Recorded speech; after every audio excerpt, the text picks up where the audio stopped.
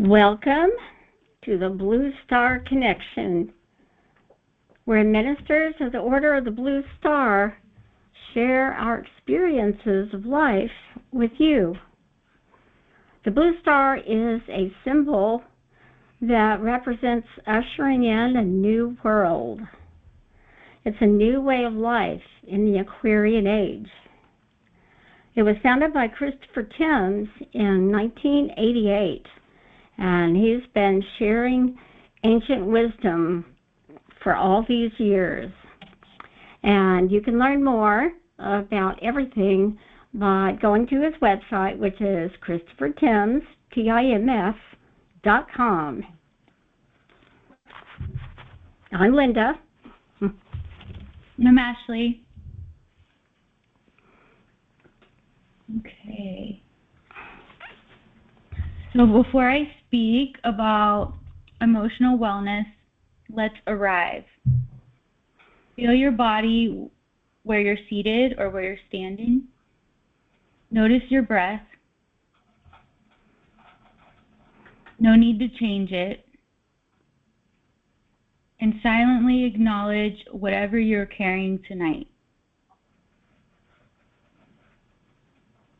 Emotional wellness begins with presence. So we're going to be speaking about emotional and mental wellness, and I'm going to start with emotional wellness. And it's not just like being happy all the time, it's actually having a relationship with your emotions, and instead of being ruled by them or afraid of them. And it's not just psychological, but it's also physiological and energetic. Mm-hmm. So emotional wellness would be the ability to notice emotions, name them accurately, allow them without shame, and respond with a choice instead of reflex. So it's not suppression, it's not positivity, it's the capacity to hold space for that emotion and how you're feeling. So when emotions are ignored or repressed, this energy can become trapped, leading to physical symptoms like tension, pain, and in some perspectives, chronic illnesses. Another definition or explanation of emotions I've heard is like that an emotion is energy in motion.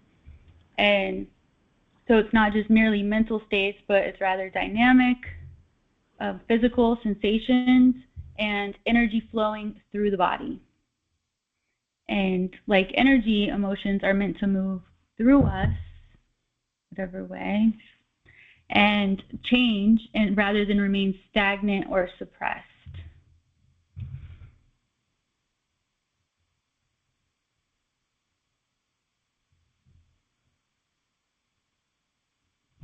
And so emotions are also reactions to stimuli. They're feelings that we are experiencing as a result of the emotions.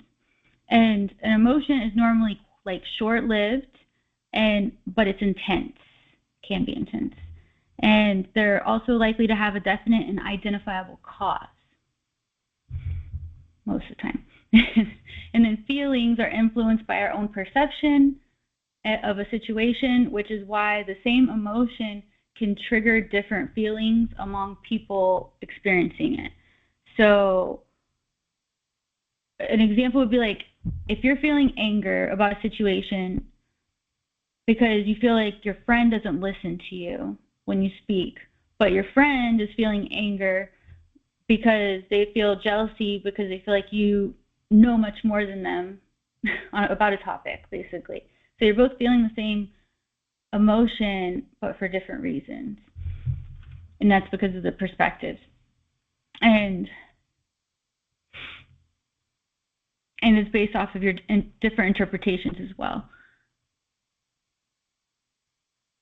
And so in many spiritual spaces, emotions are treated as obstacles to transcend, But emotions are not interruptions on the path, they are the path. They are messengers, they're energetic movements, signals from the psyche and the body, and the spirit's language translated into a sensation that you can feel in this body. When we spiritualize too quickly, we bypass. We bypass grief, we bypass rage, fear, shame, and when we bypass, this creates a disconnection and not enlightenment.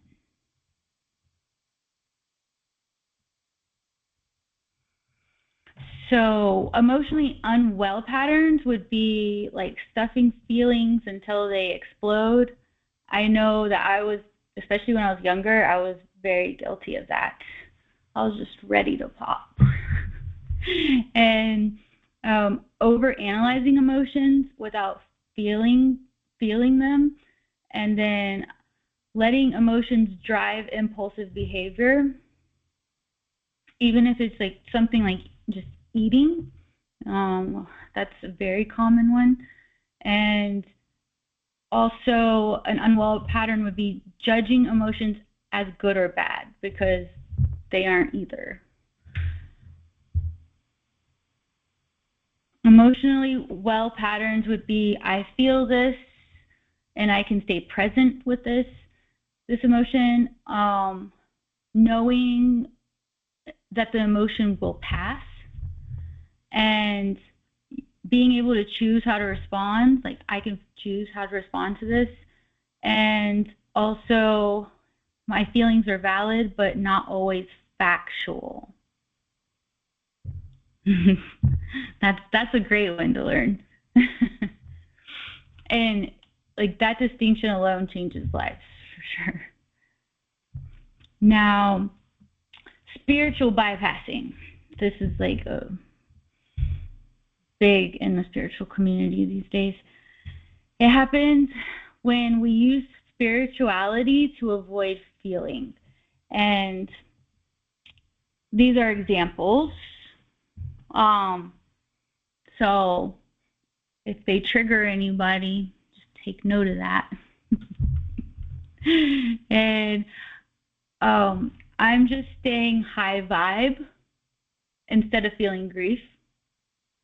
And everything happens for a reason instead of honoring your anger or someone else's anger. Forgiveness without boundaries. And love and light without truth. So emotional wellness asks us to descend before we ascend.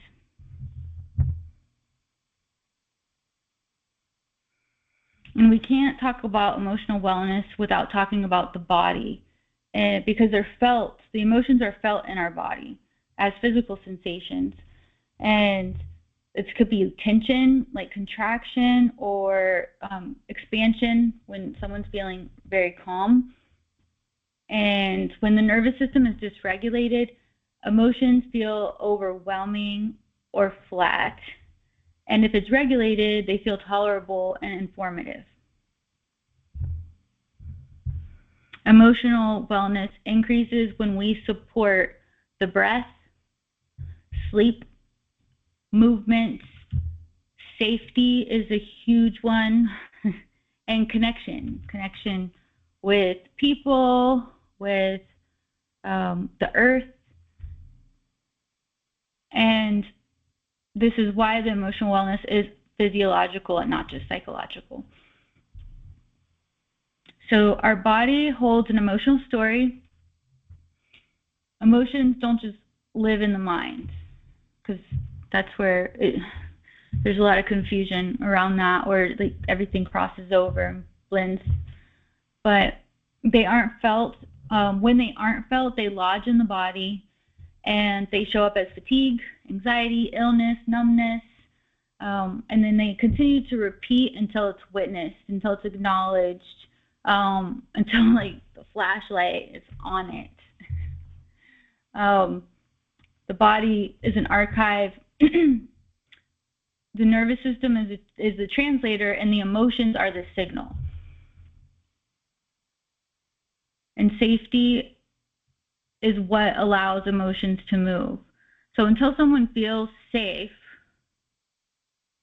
in whatever situation they're in, having that feeling of safety, it's very difficult to be able to have emotional wellness.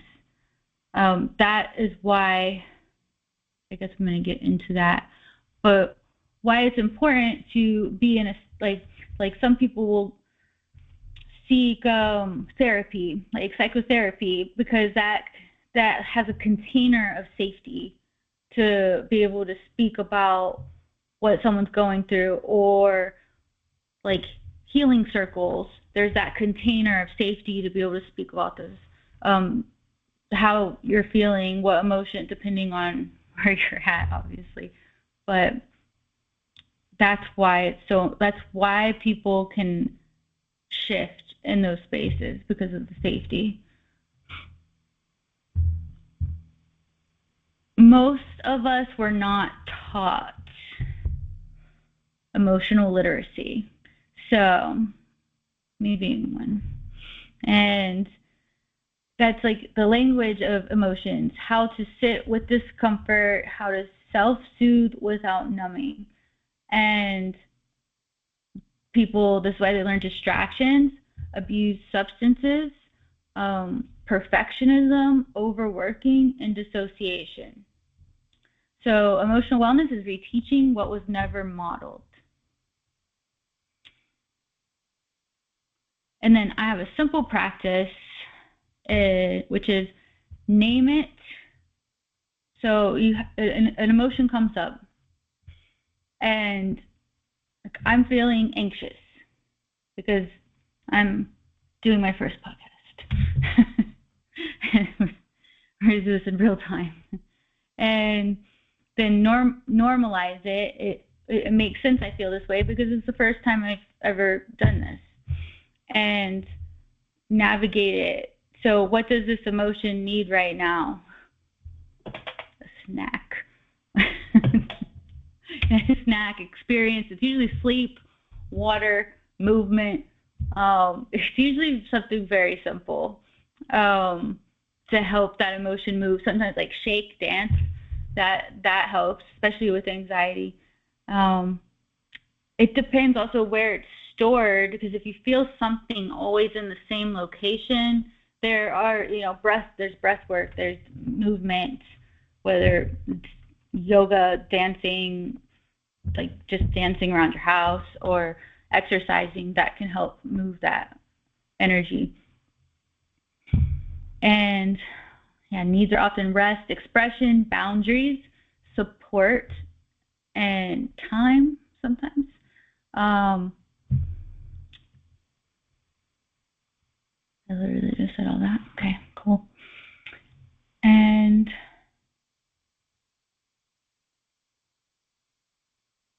it's important to know that emotions don't need to be solved. They need to be met, like face to face. And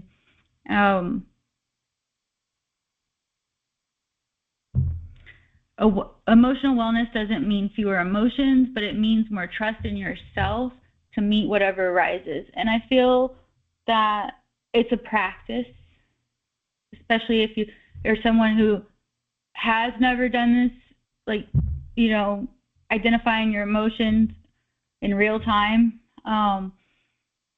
then yes, it's a practice. It's like stop and do the things. What did we say?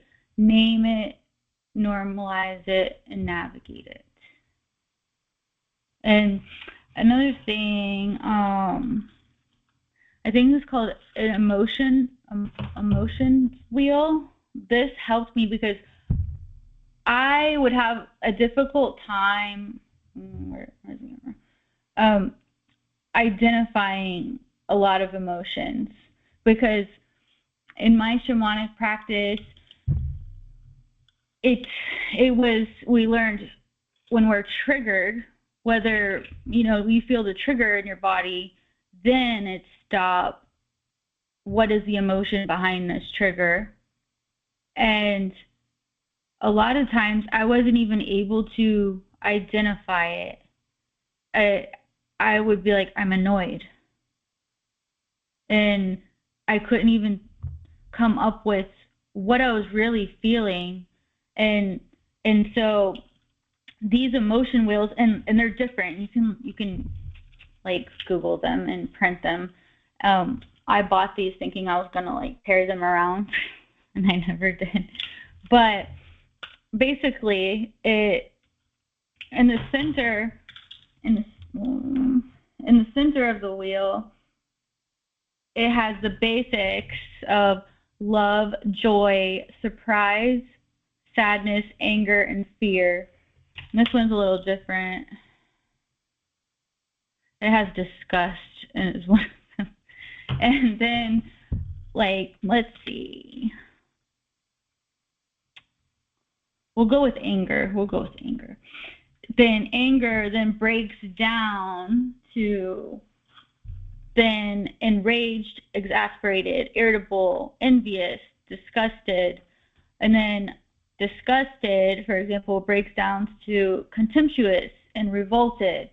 So sometimes you don't even know what you're feeling until you read it on a wheel. So I think that is a handy tool to have printed, or on your phone. Be like, what am I feeling right now? Because this needs to be met. And then let's see here. Now, mental wellness. I'm gonna speed up. Mental wellness isn't the absence of diagnosis, but it's the presence of capacity. So mental wellness, how we think, we feel, we adapt and relate and recover. So everybody moves along a spectrum, whether it's daily, seasonally, and across all life, and how this all works. And it's the ability to regulate your emotions without suppressing them, think flexibly instead of rigidly, stay connected to meaning, purpose, and values, and respond to stress rather than live in constant reactivity. And recover after disruption, so resilience. And it's not constant happiness, it's adaptability and coherence. So the difference between mental versus emotional wellness. So mental wellness is cognition, perception, beliefs, meaning making, discernment, awareness. And then emotional wellness is feeling states like expression, regulation, and flow. So someone can be intellectually sharp but emotionally dysregulated. And another person could be emotionally sensitive but mentally resilient. So the goal is to be intellectually sharp and mentally resilient. And this requires integration of both mental and emotional states and not dominance over one or the other.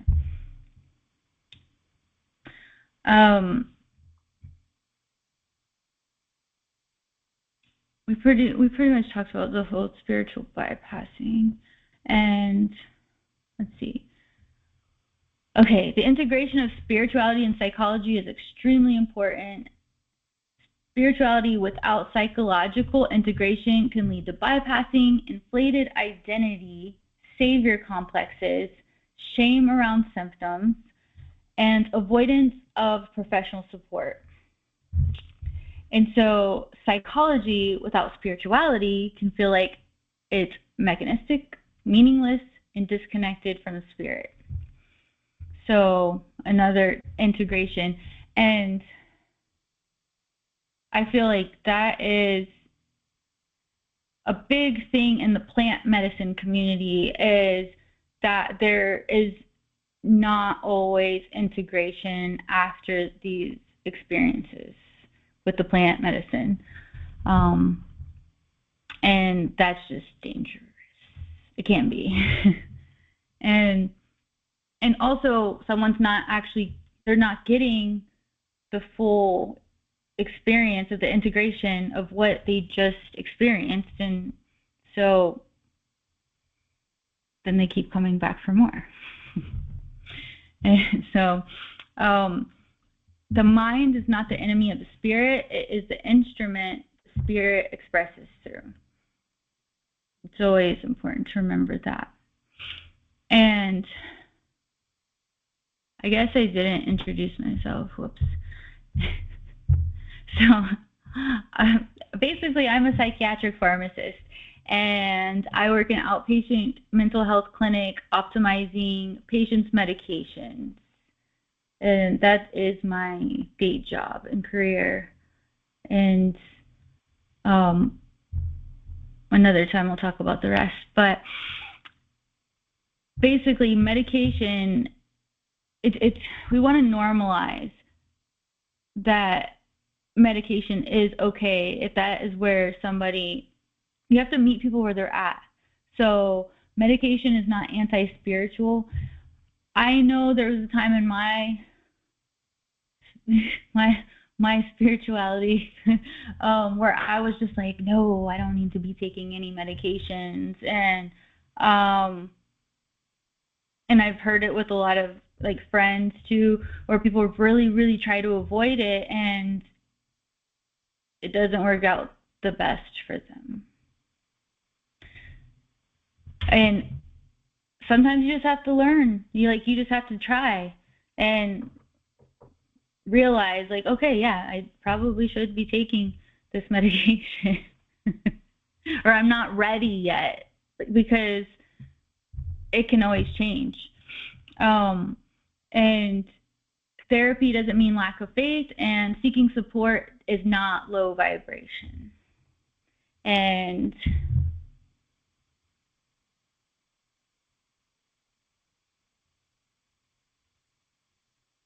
mental wellness in conscious communities can look like feeling emotions fully without drowning in them, being able to disagree without collapsing your identity, taking feedback without spiraling, and regulating before reacting, and knowing when to rest instead of pushing for transcendence, and also being able to say, I need help.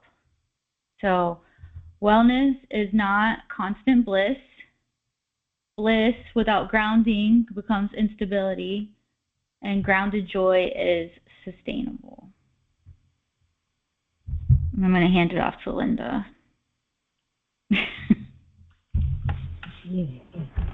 Thank you, Ashley. That was wonderful. Thank you. So, I'm Linda, and I started playing piano when I was about 5 years old, and so I've played ever since. I studied music in college, and music has always really been helpful for my state of mind. Listening to it, playing, singing, being part of groups, creating, just music has always been a really big consciousness shifter for me. I also was really interested in human nature when I got into college. I think that's probably because I was often told I was hypersensitive as a child, and I would get upset by just every little thing. And I had a lot of physical symptoms too. I would always have some kind of ailment or another, which was probably connected from the emotions. And yes, my parents weren't really big at showing emotions and what to do with them, so I really didn't know. And I had to be told by a therapist that feelings are actually a guide telling you about yourself and your world, and not just something to be avoided, right? So I didn't know that. I did not know that till I was an adult. So anyway, I was really curious about human nature when I was in college, and I thought psychology, would have the answers that I was looking for. I was trying to understand myself and other people in my life. It's like, well, why am I this way and they are that way? And I'm trying to struggle with who is right, who is wrong, what's the truth. And there weren't really answers. And one of the interesting things that happened to me in college, there was a class called The Effect of Music on Behavior, which was really, really an interesting class to just pop up in college. But so when I took it, they showed a film on cymatics, and that you can look that up on the internet. What it is there's a device that you can input different sounds into, different frequencies of vibrations, and it will have like a material on it, like sand or gel or something, and it will make patterns that look like mandalas, and every different sound makes all kinds of different patterns. And it was just really amazing to me. So that really got me into researching about the power of sound and the power of music on your psychology and your states of consciousness. So I've always been interested in that. And also, I was listening to a lot of progressive rock in the 70s, and a lot of it had these mystical connotations in the lyrics that I didn't understand what I was hearing, but I felt it calling to me to learn something, to explore. And so that's when I started like seeking out spiritual teachings and reading things, and I discovered there were a lot more answers in spiritual teachings than I was getting in my psychology classes. So I did get a degree in psychology, but I was already starting spiritual teachings at the same time that I was studying psychology, and so it was an interesting blend. I didn't really want to do any kind of work with people that were really, really having a hard time with the basics of life. I was more interested in like reaching your full potential and just more spiritual stuff. Before I was even aware that there was such a thing, that's what I was interested in. And I found out later. So let's see. Okay. So yeah, along studying the different spiritual teachings and learning and working on myself and so on. And in 1999, I met Christopher Timms, who's the founder of the Order of the Blue Star. And so the class that I went to was called The Power of Sound, which of course I really wanted to find out about. And so then I found out about the tuning fork technique that he teaches. And I had a session, and I went home and said, oh my gosh, you don't need psychology. You could just use these tuning forks and you feel great, and it's wonderful, and you feel clear and clean and have a new perspective. And it was just wonderful. I mean, it convinced me that yes, sound has power over your states of consciousness. It really does. And so I've been doing the tuning fork technique, which is called sound energy dynamics. I've been doing that ever since. So, and I've known Christopher for like 26 years now. So that's the main spiritual teachings that I've been into. And let's see. So life is like a video game. And we are like an avatar in the game, and we're playing, and we meet challenges, and we have goals, and we level up, and that's what we're all doing. In human life, that's really, that's what it's about. It's a game. It's a game of life, and the ultimate goal is freedom. It's called Jivan Mukti. It's like final freedom, final liberation, where we are free from attachments and we see things more from a spiritual level, a higher perspective than what we can get when we're just using our thoughts and our feelings and our memories and our subconscious. All that is, it's there to be a guide for us, but it's not the ultimate guidance. It's good for the human world, but we're moving into a newer world. We're moving into the Aquarian age, and it's like there's new energies, there's new things we can achieve, there's new tools we can use. We're meant to be able to experience higher states than we're used to. And so I think we're all working on that. Life is giving us experiences that challenge us, that show us things, and help us along the way. Sometimes it does not feel like help. It doesn't always feel good, but if you keep an open mind and try to think of it as, being trained to excel in something new and not just something like hurting us or being against us or making our life hard. It's like encouraging us to achieve more and reach better states of consciousness if we use it and don't run away from it.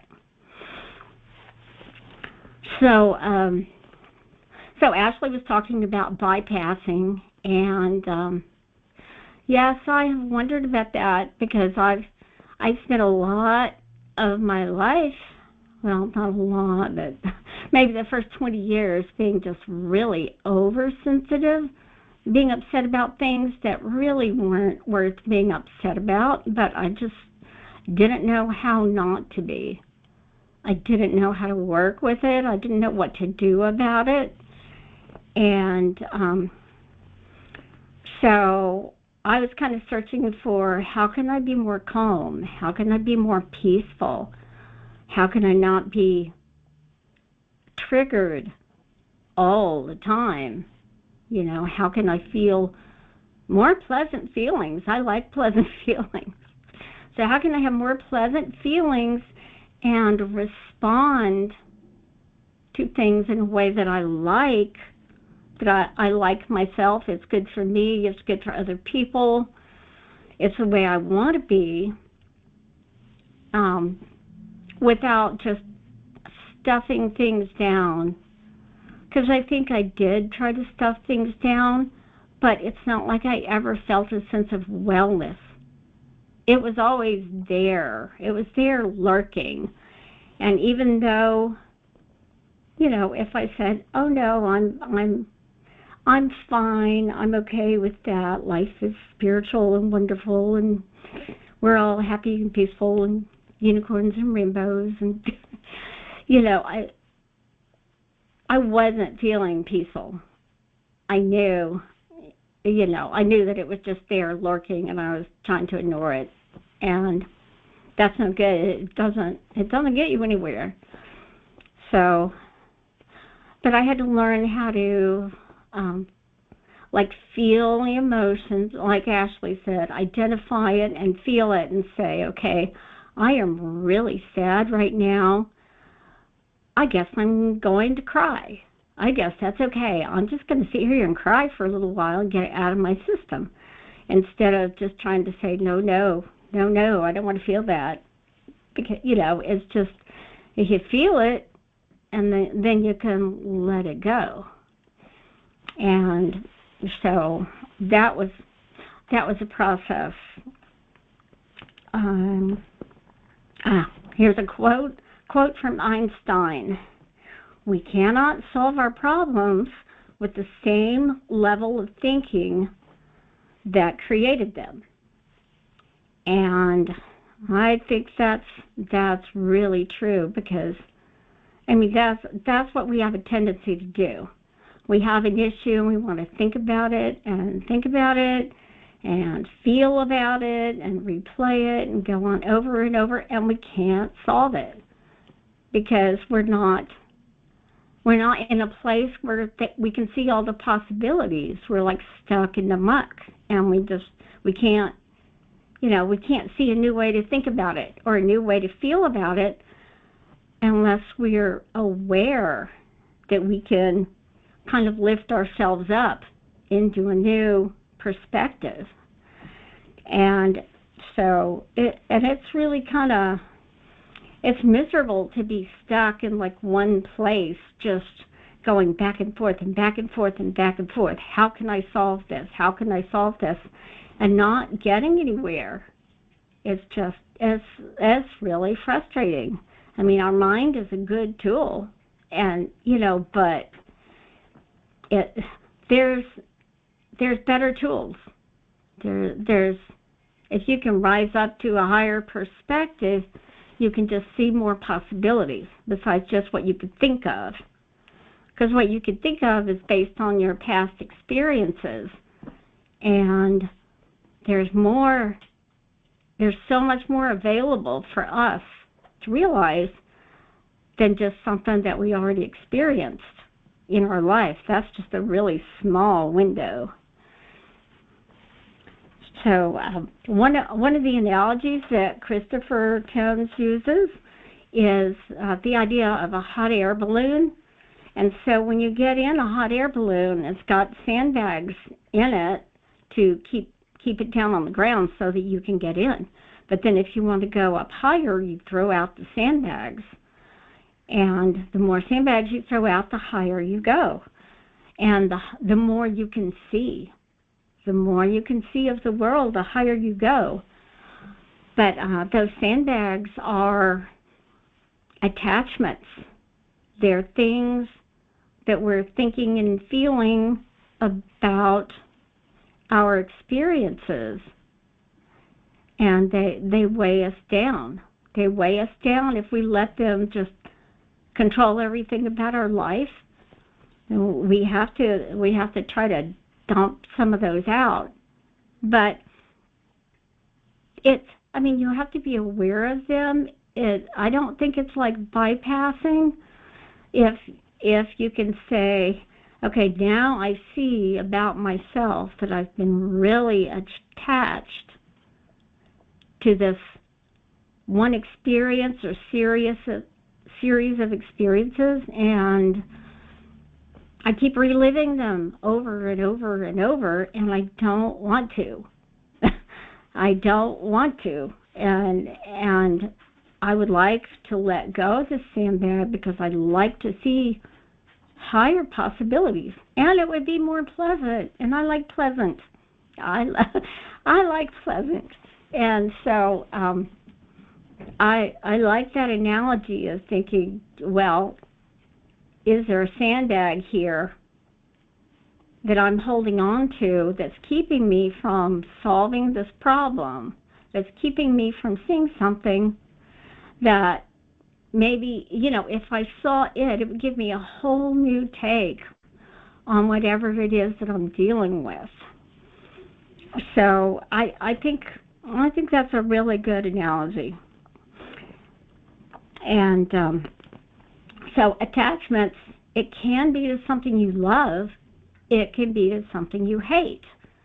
They're both things that, emotionally and mentally, subconsciously, that we're hanging on to as part of our experience.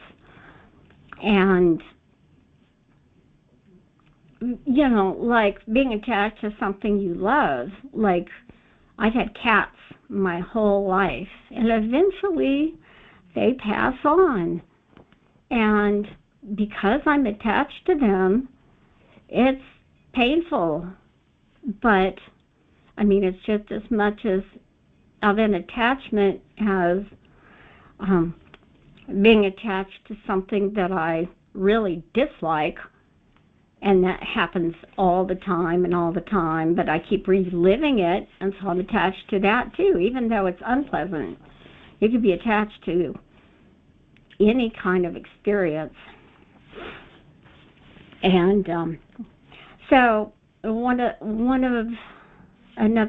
analogy is when things happen, if you could think of it like wind blowing through the trees. If you're a tree, you're flexible enough to where the things that are blowing through you, you can move with them and feel them, but you don't get knocked over. You're strong enough and aware enough to say, okay, I'm moving with the wind, and the wind is going to pass. And it's not a big deal. It's just it's an experience that's happening, and I'm just flowing with it. I'm flowing with it, and if you could think of things that are happening to you that way, it's just like wind through the trees. Realizing that it's not going to last forever. Like a painful emotion, it's like, okay, I'm experiencing this now, and it is going to pass. It is going to pass, but it's not going to pass because I'm standing strong against it. I'm just going to accept it. I'm going to accept it and let it pass naturally, and it will. It will. So let's see. Okay. So I'm going to mention an Eastern concept about how we experience life. And so that is chakras. Everybody's heard of chakras probably. And so those are vortexes of energy that we have in our body. Usually people say there's 7 of them. That's what I go with. And so they receive energy, and they process energy, and then they distribute energy. And energy is kind of you might not know what I mean by that word, but it's like there's all forms of energy. Energy is just experience. So it could be a physical sensation or emotional, mental, causal, etheric. There's all kinds of different layers of energies where you notice things about yourself and you notice things about life, and they have like different qualities to them. But you're experiencing them and you're storing them away somewhere in one of the chakras. And the higher chakras have to do with non-duality and being like the divine blueprint. They're very transcendent. They're very lofty. They have to do with stillness and oneness and connecting to divinity, I guess. But the other ones are more like what everybody's dealing with in human life: physical, emotional, mental, subconscious, that kind of stuff. And so the third eye, which is right here, another one of the interpretations of it is that it is your true home. It is beyond all the polarities of good and bad, right and wrong, pleasant and unpleasant, all the dualities that there are in life. It's beyond that. It's like a still point, and it's very peaceful, and it's not being jerked around back and forth between anything. It's just still. And it's very, very peaceful. And so the more that we can see from here, and I don't mean see necessarily like people see auras and so on. I mean just kind of trying to be aware of your own ability to be still. And that helps with just about every situation. And let's see, I have notes. Okay, so there's a Western view about life too that I learned in all my psychology classes. It's called Maslow's Hierarchy of Needs. And so Maslow developed this, I think in the early 1900s. He started out saying, well, everybody has 5 levels of needs. A little bit later, he updated it to 8 levels. And when I look at the 8 levels, it seems to me like they correspond a lot to the chakras and how people describe them. And so with the 8 levels, the bottom one, it's biological. It's like, do you have air? Do you have water? Do you have food? Well, if you're alive, I think you've met those needs, right? So I kind of don't pay attention to that one. But the other 7, they're all psychological needs, and they all seem like something that we would want to meet in our lives, that they would contribute to well-being. And so I'm just going to read them. So the lowest one is about safety. You want to feel safe, and so this is protection from the elements, security, order, law, stability, and freedom from fear. And yes, that would be good to have. I would think that would contribute to your well-being if you have that need met. That's for sure. The next one is belongingness and love needs. So this is interpersonal relationships, friendships, intimacy, trust, acceptance, and being part of a group. And yes, I know there's a lot of people that suffer from loneliness. They don't have anyone that they feel like they relate to, or any kind of group that they belong with. And, you know, it can really enrich your life if you have people that you can relate to, or a group that you can be part of, just something to where you feel like, yes, I belong here. I belong here, and other people relate to me. The third one is esteem. You want respect from others, status and recognition, which is nice. But you also want self-respect. You want to feel good about yourself. You want to have a sense of mastery, competence, and confidence that you have some sort of worth, that you're valued for that. The fourth one is cognitive needs, and that has to do with curiosity and knowledge, understanding, exploration, and the need for meaning. And I'm not sure if everybody has that necessarily. Everybody's not seeking knowledge all the time. Some of us are, but it's just, if you are, then if you need that, then get it. Do something for it. You know, go out there and explore if you need to explore. The fifth one is aesthetic needs, which is appreciation for and search for beauty, which I wouldn't have thought of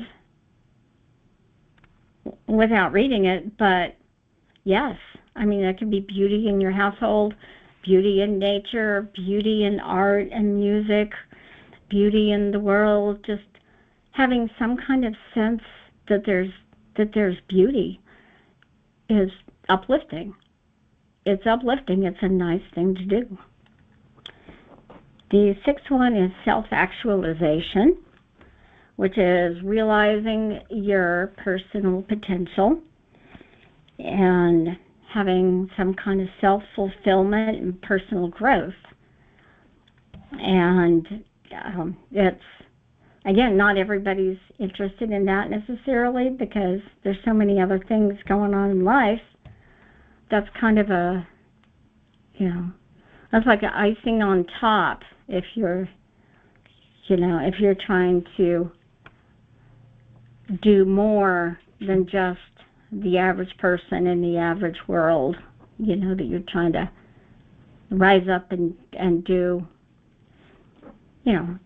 do things that most people don't necessarily do. And the seventh one is transcendence needs, which is motivated by values that go beyond the personal self, which can be like service to others, spiritual connections, pursuits of science and creativity, and I would say that connection to the divine, that kind of transcendence. And so that's all of those would contribute to your well-being. I mean, you don't have to have an interest in all of those, but if you do have an interest, try to get it met because it's fulfilling. All of those things are fulfilling. And so children look to their parents to meet their needs and relationships. You look to your partner to meet your needs, and sometimes you look to society, you look to groups or religions or just different things to meet your needs. But if you're not finding them, you have to take responsibility to keep looking. If you feel like I've got this need and nobody that I know is meeting that, or nothing that I'm involved in is really filling that space that I've got, keep looking, and because it's honoring yourself. And also, there's people out there that are looking for someone like you that will meet their needs. But it's like the higher up you go on that scale, the more effort you may have to put in to find places that fulfill those needs, places and people and things that, it may be harder the higher you go up. But that's just part of life. You still don't give up looking. Don't give up looking. If there's something that you're missing, go find it. And let's see.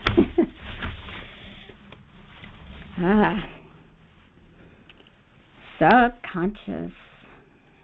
So most of us use our thoughts and our feelings to guide us through life, but we also have all this subconscious stuff, which is, it's like patterns that we have stored from our experiences.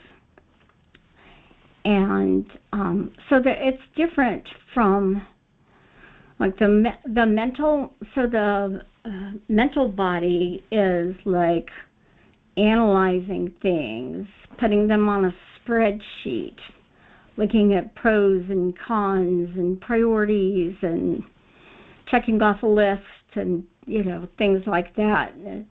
And the emotional body is more like experiencing all these different moods and which ones do you like, which ones do you not like, how can you flow with them and get more of the ones that you want, I guess.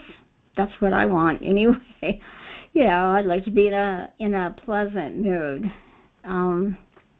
whenever I can, and so that's what we do with when we're thinking about things emotionally. I guess you're not thinking, I guess you're feeling. But the subconscious, we're not aware of what it's doing because it's the subconscious. So it's like what it wants to do is protect you from harm. It wants to learn about you and about the world in the best way that it can. And it wants to guide you. It thinks it knows what's best for you. So if you have a really nice experience, it's going to guide you to repeat whatever you did again, because that's good. And if you have really unpleasant experiences, that's going to try to guide you not to do that again. That didn't work very well. That was unpleasant. Let's not do that. And so it makes all these little programs, these little patterns that run on automatic pilot. It's kind of like Pavlov's dog. And so, you get triggered. Something reminds you of some other experience, and your subconscious says, "Whoa, don't do that. We know what happened last time." Or, "Yes, go that way. That's always good when you do that." And it's not true. It's not necessarily true. I mean, it's an experience that we had, but it can't predict the future. Just because it was good before doesn't mean it'll always be good, or just because it was bad before doesn't mean it'll always be bad. So, if you see yourself like reacting in the same way over and over, feeling the same way, thinking the same way about really similar circumstances every time they come up, that's probably a subconscious pattern that you've got going. And you can reprogram yourself. You can say, "Oh, I see that now. I see that's a pattern that I have. I see why I have it, but that doesn't mean that it's true and that it's a good guidance system. Not necessarily. And it might have been useful before, but it's not now." And so it's good if you see when you're being triggered, and you can not react badly and not jump into your pattern, but say, "Okay, hold on. This is familiar. This is familiar. Let me see what I really feel and what I really think, and know that the future is a blank page, and I can't just say, oh, well, this will be like this because it always was in the past." You can't say that. That's not true. And when you're aware of it, then you have more power to change it, because you can reprogram it. And it might have been programmed by your parents or by society or by religion or whatever. It's something that you've learned, but you might have to unlearn it. You might have to unlearn it and do things consciously a different way based on what you really want, and not just be on automatic pilot. So, and you can't predict the future from the past, There's a quote. There's a quote that Christopher has said. It's like if you look into tomorrow with eyes that see only yesterday, then tomorrow will look just like yesterday. For all that you bring into tomorrow is your awareness of today. So if you're looking back at the past, you can't see all the different roads you could take in the future because you're not looking at it. You're basing everything on the past. So we have to be open to change. We have to be open to assess things in the moment and be willing to change the way that we've reacted before. And so related to the chakras, so every experience makes an impression on us, and an impression is actually an energetic impression. It is like a pattern. It's like a pattern that sticks in our system. It sticks to the chakras. It's like embedded in us. And so then when we're looking at the world, it's like a filter that says, well, these sorts of things happen in the world because it's a filter that you've put in there. And if you can get rid of the filters, then you can see a whole lot more possibilities. You're not blinded anymore by the things that you've put in there. You can take them out. That's one of the things that the Tuning Fork Techniques does. Because of the power of sound, it can actually take out those filters so that you can see more possibilities. And I mean, that it's really amazing. You'll see things that you didn't see before. You'll think things that you didn't think before. Your future can be a lot more open. And so psychology likes to analyze stuff sometimes and want to dig down deep and find out why. Why did this happen? Why am I this way? And a lot of it is like, what is to blame? Who is to blame? Where can we lay the blame for this? Because it's like somehow if we can lay the blame, we can fix it, or we can get rid of it, and then everything will be all better. But laying the blame doesn't really do anybody any good. It's just like obsessing over something unpleasant that you go over and over and over it in your mind, and it's like digging up weeds. It's like, well, okay, you can dig up weeds, but then you've got clean dirt. But you have to plant flowers, or it's really not worth much. If you just dig up the weeds and you keep looking for more weeds and more weeds, you need flowers. You need flowers. It's a different skill. It's a different way of thinking. Plant the flowers. That's what you want. You want the flowers. So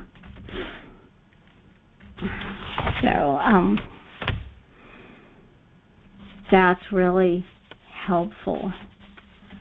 That's really helpful, is to not try to find the blame and fix it, because that's all in the past. You want to set your future. You want to see what you want in the future. You want to focus on that. You want to pay attention to that, because that's going to get you what you want. And I was going through files a while back, and I found some stuff that I had done like 35 years ago. Self-analysis from self-help books where I wrote down all kinds of things and dug deep into my childhood and whatever and all this stuff. And it was entertaining to read. It was like, oh my gosh. But I realized it didn't really help me at all. It didn't really, I mean, maybe it assigned blame, but that's it. It didn't give me anything new to work with. So what's the point? What's the point? So we all have stories. It's the story of my life. And if you are saying in any situation that's just repeated and repeated and repeated, and you say, well, that's the story of my life.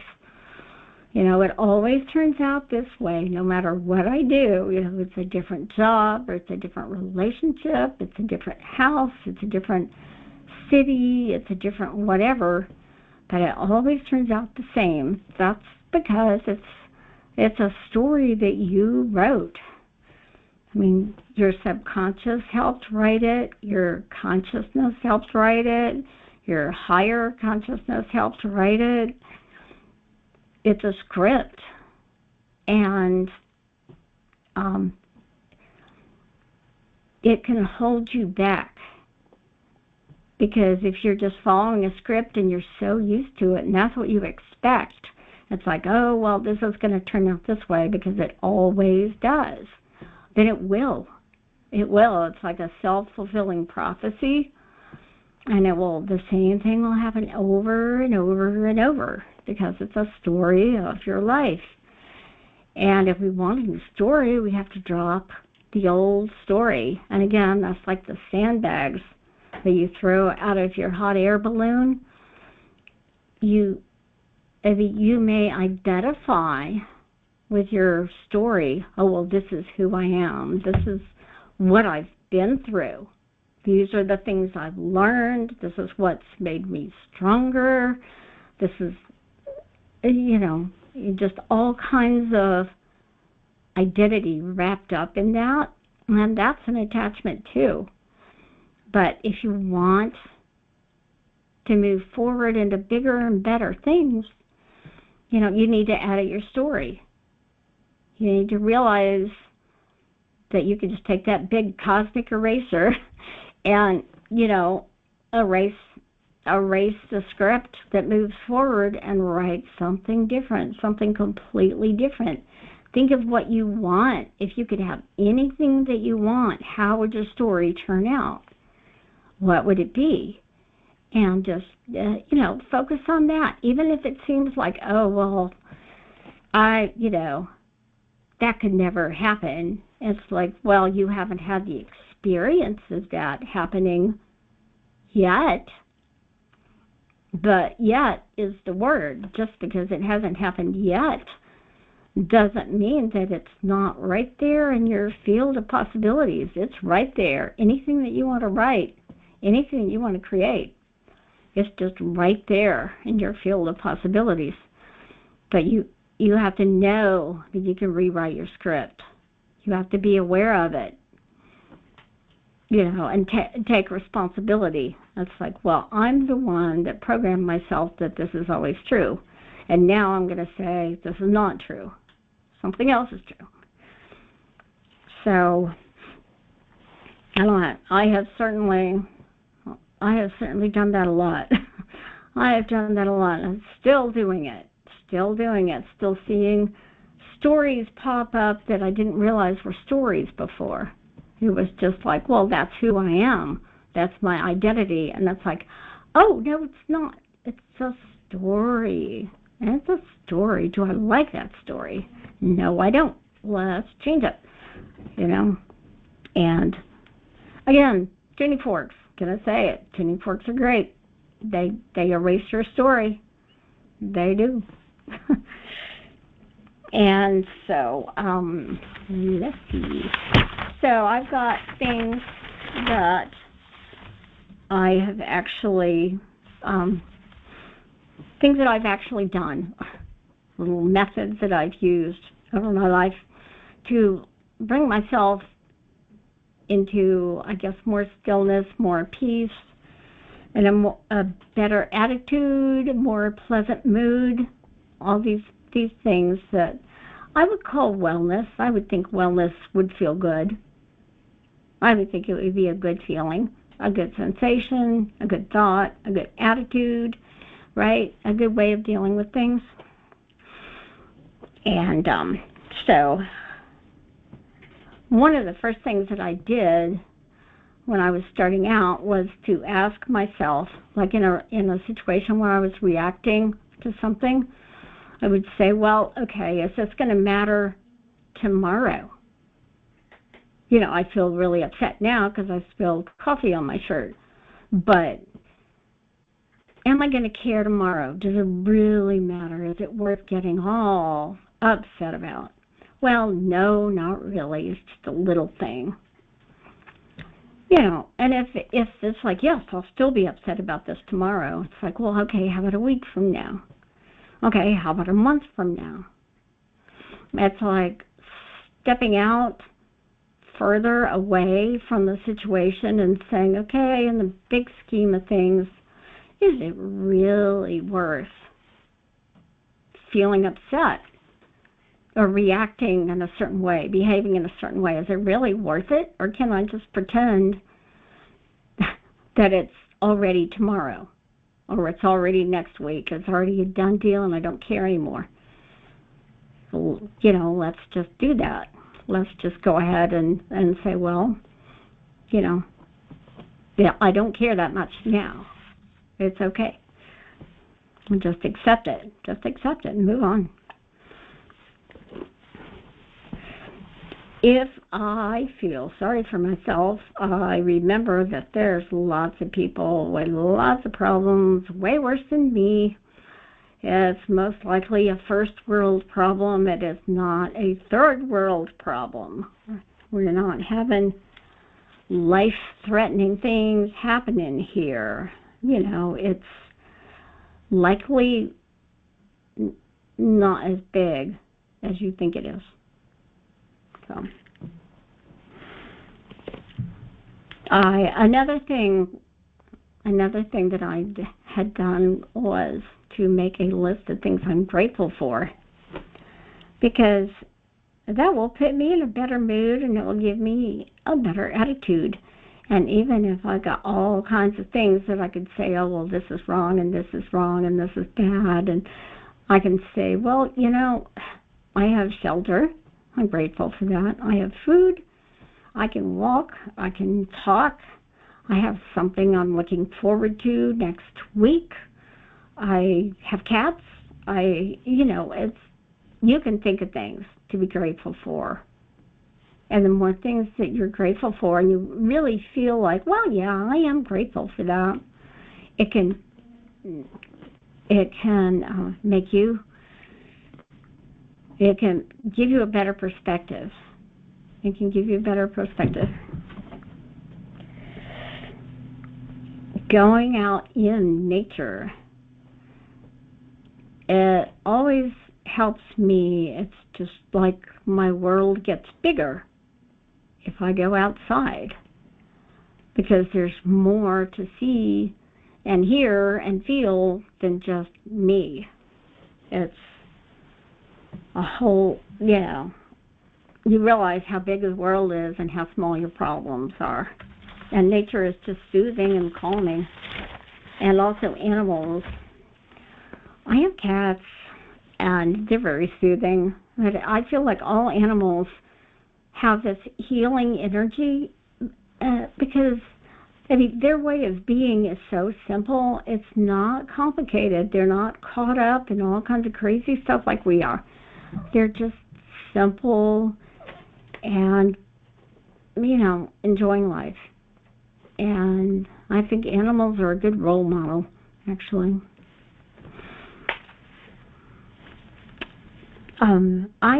I have programmed myself to have different patterns for certain situations. One of them that comes up a lot is being honked at. If I'm in traffic or if I'm at a stoplight and somebody honks at me, of course my first reaction is irritation. It's like, how dare you honk at me, or whatever. But I have trained myself to say out loud, I can tell that you're feeling impatient, and that's a really unpleasant feeling, and I'm so sorry that your day is going that way, and I wish you peace, and I hope your day gets better. And I really do. I mean, I don't know that I would call that bypassing, because I'm trying to be the person that I want to be, and I really do want to respond to situations like that in that way. I really do. And so it's like I'm training myself to think and feel the way that I want to be at my best, and not just react with irritation. So that's how I consciously respond to things like that. Let's see. I'm thinking of challenges as a training ground rather than something just trying to hurt you or get to you. If you know that you're gaining a skill by consciously responding in a situation, that you're learning to excel at something by dealing with it in a way that you want to, rather than fighting it and feeling hurt by it, then it's just a different perspective. It feels better.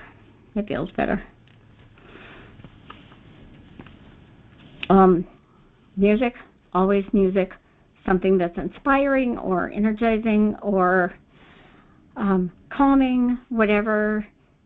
You have particular music that you know will put you in a different space. Or you can chant, you can sing, you can drum. I have a drum, and I can just sit down and drum by myself and just like get some irritated energy out by drumming it out, you know, and drumming also entrains your brain, and it puts you into a different rhythm, I guess. So anything musical is good. You can recite something meaningful to you, like the Serenity Prayer, or anything that you have that reminds you of peace and of the state that you want to be in. And of course, tuning forks, always tuning forks. And the last thing Christopher talks about is taking little breaks during the day to try to reach stillness by trying to pay attention to inner light, inner sound, and inner presence. And it doesn't have to be for a long time, just like a quick little break in the midst of situations or in between situations. Just take a minute and see if you can contact stillness and feel stillness, just like a breath of fresh air, just for a minute. And then you can get better. You can get better at doing that. All of these things, the more that you do them, the better you'll get at doing them. And so then it becomes second nature, and then it's easier. You don't have to try so hard. You don't have to remind yourself so much. Things can become second nature, and that's really nice.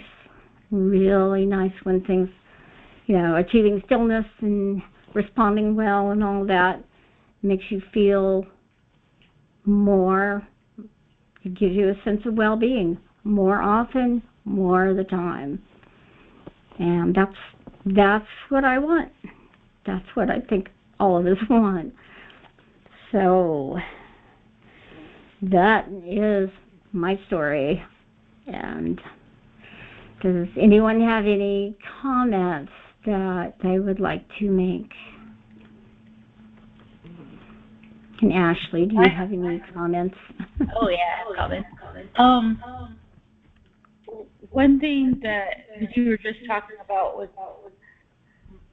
feedback. Is like you were saying, it becomes second nature. One thing I've noticed when I'm in complete crisis mode, everything goes out.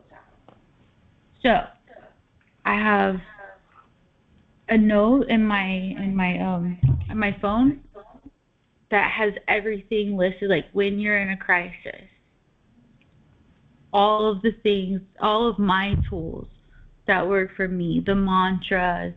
I have like a Spotify playlist where I can just put them on in the background.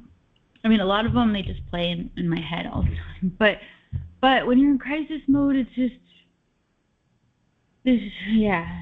not the same. And that's also the importance of connection.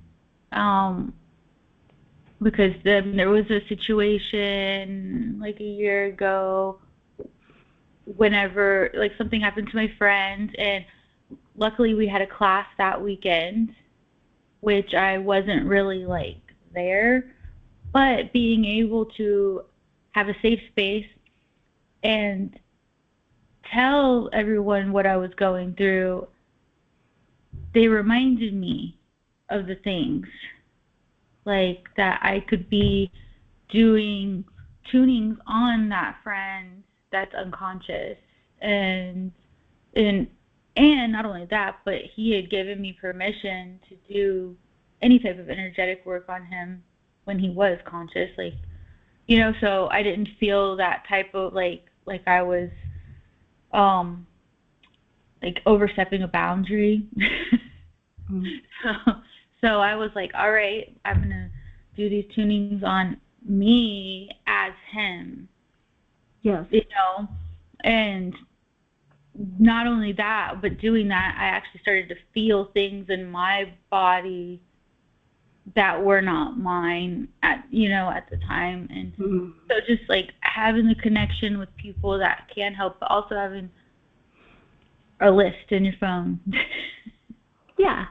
Of all the things, and you know, the tool, like remember your tunings, remember inner light, inner sound, inner presence, like Kim says, LST, take a tab. Yeah.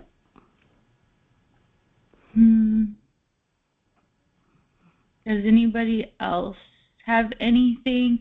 Because I could talk about something else if we need to, but it is 9:00. I'm not going anywhere, so.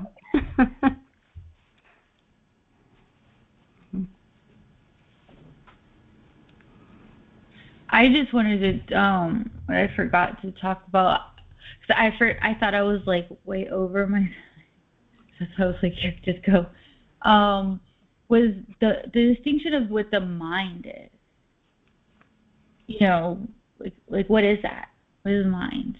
And so it's I found a few different definitions, and then I have the yoga perspective as well.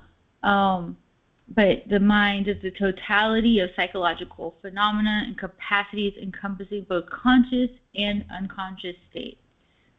And it's sometimes used in a narrow meaning just to refer only to our cognitive functions, but it is associated with perception, reasoning, awareness, memory, and emotions. And that which thinks, feels, perceives, imagines, remembers, and wills. And then there's in yoga, the mind, the Sanskrit word is chitta. Chitta is the mind. It's not just the brain, but it's the inner instrument comprising of 4 main functions. And there's manas, which is sensory active mind, and that is our lower everyday mind that receives data from the senses, acts on reflexes, is often restless, and it's called goes by the monkey mind. Yeah. What we're used to. And then buddhi is the intellect, and that's the higher mind responsible for discrimination, wisdom, and judgment. And then ahamkara is the ego identity, the I maker that creates that sense of individuality and separates us from the whole. We're not. But and chitta is the memory, subconscious, the vast unconscious storage of past impressions and memories. So you could be having an emotion that really isn't even, or a trigger that's not even really yours. Like it's, collected, the collective unconscious could be, and there's so much going on in the collective now, and it's a lot of times when I get a feeling or a trigger, I will ask myself, is this even mine? Yes. Who was I around? Because with some stuff will be really wild, and so if I was around certain people, and it's no judgment, but it's just you have to ask yourself, is what I'm feeling even mine? Because it could be something that you've totally never even thought about, I don't know, body dysmorphia that you've never had before, and you were just at the gym. So whose samskara did you just pick up that's lingering on you? Yeah. Because then acknowledging it, acknowledging that, because that's happened to me, where I'm like, where am I even getting this from? And then, I was at the gym. That's not even mine. It totally disappears. Yeah. But if I didn't acknowledge it and face it on, then it's like, hey, I'm home. Right. Yes. Yeah. And then being haunted by somebody else's stuff. Yes. Exactly. So it's that's another, discernment and awareness of what are you feeling? Were you just around a bunch of people that you don't even really know, and now you've got these weird feelings and things that aren't normal, and it's okay. It's just being aware. Okay, I need to whenever I leave places, I do this thing where I walk outside and I'm I have to either say it in my mind or out loud, and I'm I release whatever's not mine, and I shoot it like a basketball to the sun. Nice. Yeah. Yeah. Yeah. Okay. I think that is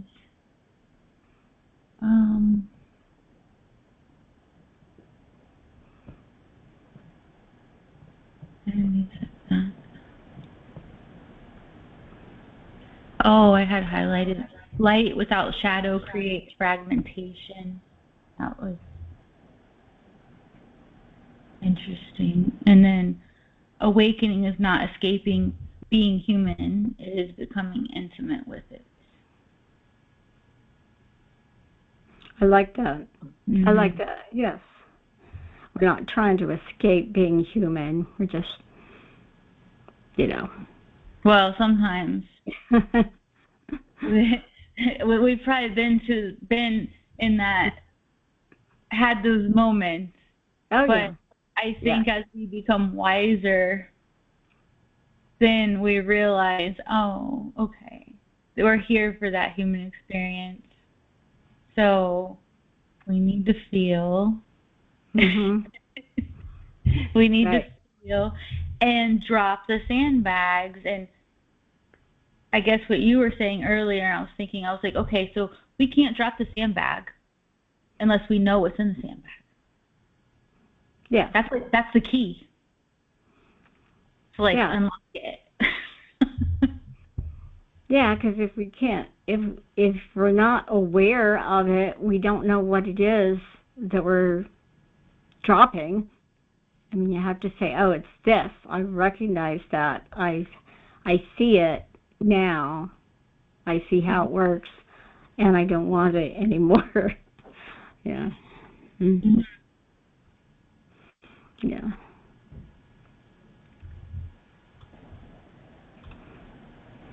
Okay. Guy, do you have anything? Yeah. Okay. Can I add something from the cheap seats? Yes. Please. No, talk about the one thing that came to me with the emotions when you're stressed or you have some emotion. What I find is useful for me, as I'm usually very practical, pragmatic guy, so I like to go do an activity, get out of my mind, out of the emotions, and move the physical body. So, either it's exercising at the gym, going out for a walk in nature, or biking or skiing or something. So that automatically takes you out of it forces you to become present in the body, and then eventually it creates a distance with the emotion you were feeling or the anxiety and stuff like that. So that's a nice, easy way, healthy way to an immediate measure, right? Like if you don't resolve the underlying issue, it'll come back, obviously. But yeah, and sometimes the best thing we can do is just get out of the way, give ourselves a space, and, Yeah, I agree. Right. Yes. And you're killing two birds with one stone, right? You're moving that energy, but then you're also benefiting your own physical health. Yeah. Exactly. It's a win-win. Yes. Yes. Yes.